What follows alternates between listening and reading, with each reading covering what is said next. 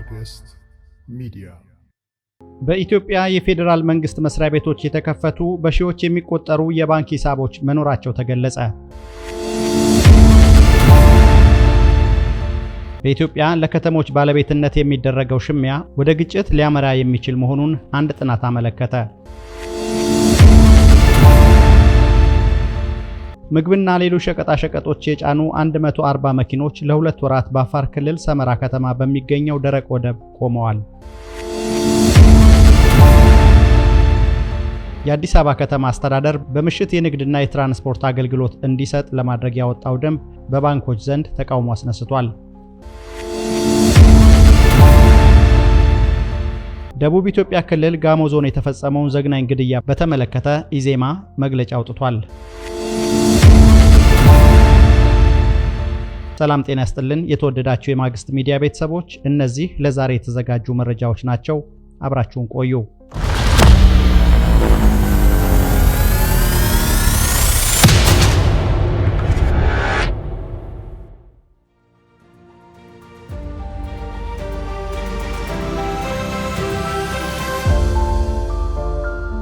ማግስት ሚዲያ በኢትዮጵያ የፌዴራል መንግስት መስሪያ ቤቶች የተከፈቱ በሺዎች የሚቆጠሩ የባንክ ሂሳቦች መኖራቸው ተገለጸ። የኢትዮጵያ መንግስት የነጠላ የግምጃ ቤት የባንክ ሂሳብ አስፈላጊነትን በተመለከተ በተደረገ ውይይት ላይ እንደተገለጸው በኢትዮጵያ የፌዴራል መንግስት መስሪያ ቤቶች የተከፈቱ በሺዎች የሚቆጠሩ የባንክ ሂሳቦች መኖራቸው ታውቋል። በመንግስት ገቢና ወጪ መካከል ጉድለት መኖሩ ይህን ጉድለት ለማሟላት መንግስት ብድር የሚወስድበት ሁኔታ እንዳለ ይታወቃል። ይህ ባለበት ሁኔታ ደግሞ በተለያዩ የመንግስት መስሪያ ቤቶች በተበጣጠሱ የባንክ ሂሳብ ቁጥሮች ያለ ስራ የተቀመጠ ገንዘብ መኖሩ ነው የተነገረው። የተበጣጠሰ የገንዘብ አካውንት መኖሩ የተረጋገጠ የገንዘብ አቅርቦት እንዳይኖር ስለማድረጉም ተገልጿል። በእነዚህ አካውንቶች ምክንያት ብሔራዊ ባንክ በኢኮኖሚ ውስጥ ገንዘብ ሲበዛ የመሰብሰብና ሲያንስም የመልቀቅ ስራውን በአግባቡ እንዳይሰራ እንቅፋት ሆነው ቆይተዋል። ገንዘብ ሚኒስቴርና ብሔራዊ ባንክ መንግስት አንድ ነጠላ የግምጃ ቤት የባንክ ሂሳብ ቁጥር እንዲኖረው ለማድረግ መመሪያ እያዘጋጁ መሆኑን ሪፖርተር ጋዜጣ ዘግቧል። ዘገባው መመሪያዎቹ የመንግስት ሂሳብ አስተዳደርና የጥሬ ገንዘብ አስተዳደርን እንዲሁም የነጠላ የግምጃ ቤት የባንክ ሂሳብ ቁጥር እንዲኖር ለማድረግ የሚያስችሉ ድንጋጌዎች ይኖራቸዋል ብሏል። ይህን ተግባር ለማድረግም ከኢትዮጵያ ንግድ ባንክ፣ ከኢትዮጵያ ብሔራዊ ባንክና ከገንዘብ ሚኒስቴር የተውጣጣ የባለሙያዎች ቡድን መቋቋሙ ነው የተገለጸው። በኢትዮጵያ ለከተሞች ባለቤትነት የሚደረገው ሽሚያ ወደ ግጭት ሊያመራ የሚችል መሆኑን አንድ ጥናት አመለከተ። ሪፍት ቫሊ ኢትዮጵያ በተሰኘና በእንግሊዝ መንግስት በሚደገፍ መንግስታዊ ያልሆነ የጥናትና ምርምር ተቋም የተዘጋጀው ጥናቱ ሐዋሳን፣ ድሬዳዋን፣ ሆሳዕናን በጥናቱ ዳሷል። ኢዮብ ባልቻ በተሰኙ ተመራማሪ የተዘጋጀው ጥናቱ በሶስቱ ከተሞች በተለያዩ የፖለቲካ ሊቃን መካከል በፖለቲካ፣ በኢኮኖሚ፣ በማህበራዊ እንዲሁም በርዕዮተ ዓለም የሚካሄዱ የባለቤትነት ሽሚያዎች መኖራቸውን አመላክቷል። የሁሉም ብሔረሰብ መኖሪያና የመቻቻል ከተሞች ተደርገው ይወሰዱ የነበሩት ድሬዳዋና ሐዋሳ ከቅርብ ጊዜ ወዲህ የብሔርና የሃይማኖት ማንነትን መሰረት ያደረጉ የባለቤትነት ፉክክሮችን እያስተናገዱ መሆኑን ያነሳል። ከማዕከላዊ ኢትዮጵያ ዋና ከተሞች አንዱ የሆነችው ሆሳዕናም ከብሔርና ከሃይማኖት ማንነቶች በተጨማሪ በደቡብ አፍሪካ ከሚኖሩ የአካባቢው ተወላጆች የሚላከው የውጭ ምንዛሪ ከተማዋን የባለቤትነት ፉክክር ማዕከል አድርጓታል የሚል ምልከታ አለው። በእነዚህ ከተሞች የፖለቲካ ሊቃኑ በህዝቦች መካከል ያሉ የታሪክ አረዳዶችን፣ የፖለቲካ አስተዳደራዊ መዋቅሮችን እንዲሁም ባህላዊ ግንኙነቶችን ለራሳቸው የፖለቲካ ዓላማ ባልተገባ መንገድ የመጠቀም አካሄድ ይከተላሉ ብሏል የጥናቱ ውጤት። መንግስት በእነዚህ ከተሞች መሬት ላይ ያለውን የብዝሃ ማንነት እውነታ ከግምት በማስገባት አካታች ፖሊሲዎችን መቅረጽና መተግበር ይኖርበታል ሲል ምክረ ሐሳብ ሰንዝሯል። ይህ ካልሆነ ግን በእነዚህ ከተሞች ያለው የባለቤትነት ሽሚያ ወደ ግጭት ሊያመራ የሚችልበት እድል ሰፊ ነው ብሏል። ምግብ፣ መጠጦችና ሸቀጣሸቀጦችን የጫኑ 140 መኪኖች ለ2 ወራት በአፋር ክልል ሰመራ ከተማ በሚገኘው ደረቅ ወደብ ቆመዋል። በኢትዮጵያ ጉምሩክ ኮሚሽን የሰመራ ቅርንጫፍ ንግድ ገቢ ዕቃ ቡድን አስተባባሪ ተሽከርካሪዎቹ የቆሙት ፍራንኮ ቫሉታ በመሰረዙ መሆኑን ለጀርመን ድምጽ ገልጸዋል።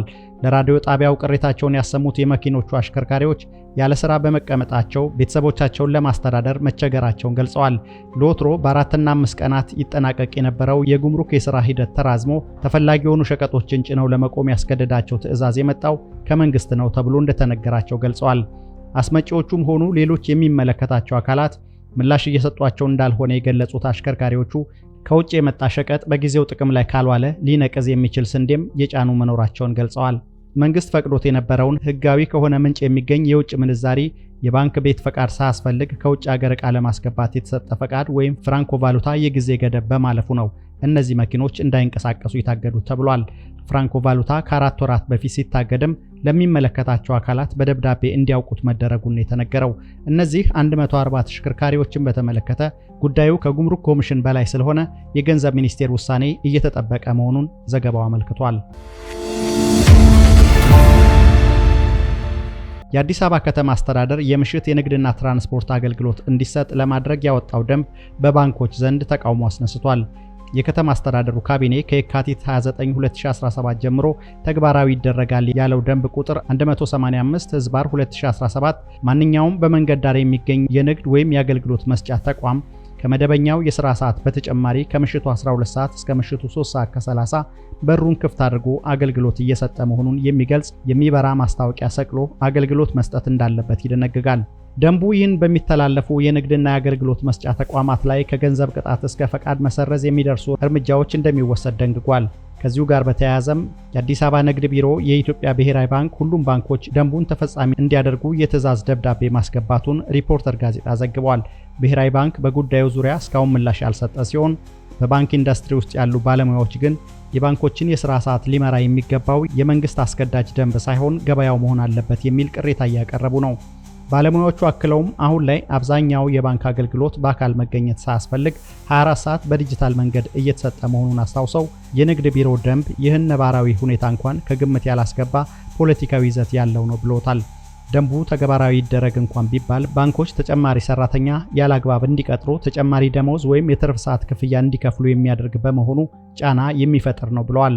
የአዲስ አበባ ንግድ ቢሮ የአዲስ አበባ ነዋሪነት መታወቂያ ያላቸው ብቻ በ5 የሰዓት ፈረቃ እንዲሰሩበት ያወጣው የኢመደበኛ የንግድ ሥራ ደንብና የምሽት የንግድና ትራንስፖርት አገልግሎት ለመስጠት የወጣው ደንብ ከመጋቢት 11 ጀምሮ እየተገበረ መሆኑን ገልጿል። ይሁንና በተለይም የምሽት አገልግሎት አሰጣጥን ለሚቆጣጠሩ የከተማ አስተዳደሩ ሰራተኞች ራሳቸው ደንቡ የትርፍ ሰዓት ክፍያ ጉዳይን አለማካተቱ ጥያቄ አስነስቶበታል። በደቡብ ኢትዮጵያ ክልል ጋሞ ዞን የተፈጸመውን ዘግናኝ ግድያ በተመለከተ ኢዜማ መግለጫ አውጥቷል። የኢትዮጵያ ሕዝቦች ለማህበራዊ ፍትህ ኢዜማ ባወጣው መግለጫ መጋቢት 19 2017 ዓ.ም ከምሽቱ 5 ሰዓት አካባቢ በዛይሴ ወዘቃ ጻናው ቀበሌ በግለሰብ ቤት ላይ በተፈጸመ የቤት ማቃጠል ጥቃት ቤት ንብረት መውደሙና የሁለት ህፃናት ህይወት ማለፉን ለማወቅ ችለናል ብሏል። በዚህ አሰቃቂ ህገወጥ ድርጊት ድርጅታችን ኢዜማ የተሰማውን ጥልቅ ሐዘን እየገለጸ የክልሉ መንግስት ድርጊቱን የፈጸሙን አካላትን ህጋዊ መንገድ ተከትሎ እንዲያጣራና በድርጊቱ የተሳተፉ አካላትን ለፍርድ እንዲያቀርብ እንጠይቃለን። ከዚህ አሳፋሪና አስነዋሪ ተግባር ጀርባ ያለ የትኛውም አካል ቢሆን በጋራ ሊወገዝ የሚገባው መሆኑን ኢዜማ በጽኑ ያምናል ያለው መግለጫ በአካባቢው የሚንቀሳቀሱ አንዳንድ የማህበራዊ ሚዲያዎችና የመንግስት አካላት የድርጅታችንን ስም አላግባብ እያነሱ መሆኑን ለመረዳት ችለናል። ይህን መሰል ስም ማጥፋት በቸልታ የማናየው መሆኑ እንዳለ ሆኖ ኢዜማ በእንደዚህ አይነት ህገወጥ ተግባር ውስጥ የማይገኝ ብሎም ከቆመለት የሰላማዊ ትግል መርሆ ውጪ መሆኑን ለማሳወቅ እንወዳለን በማለት አሳስቧል።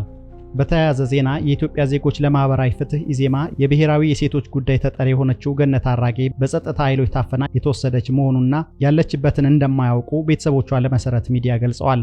የካቲት 6 2017 ዓ.ም አዲስ አበባ ጉለሌ ክፍለ ከተማ መነን ተብሎ በሚጠራው አካባቢ ከምሽቱ 2 ሰዓት ላይ ቀይ ቦኔት በለበሱ የመንግስት የጸጥታ ኃይሎች ታፈና ከተወሰደች በኋላ አድራሻዋን ማግኘት አልቻልንም በማለት ቤተሰቦቿ ተናግረዋል። የገነት ቤተሰቦች የአዲስ አበባ ፖሊስ ኮሚሽን ቢሮ፣ የፌዴራል ፖሊስና ሌሎች ከወቅታዊ ጉዳይ ጋር ተያይዞ ይታሰሩበታል በተባሉ ጣቢያዎች አፈላልገን የነበረ ቢሆንም አድራሻዋን ልናገኝ አልቻልንም በማለት ተናግረዋል። ገነት በመንግስት የጸጥታ ኃይሎች ታፈና ከተወሰደች ከ45 ቀናት በላይ መሆኑን መሰረት ሚዲያ አረጋግጧል። የተወደዳችሁ የማግስት ሚዲያ ቤተሰቦች ለዛሬ የተዘጋጁት መረጃዎች እነዚህ ነበሩ። ሰላም።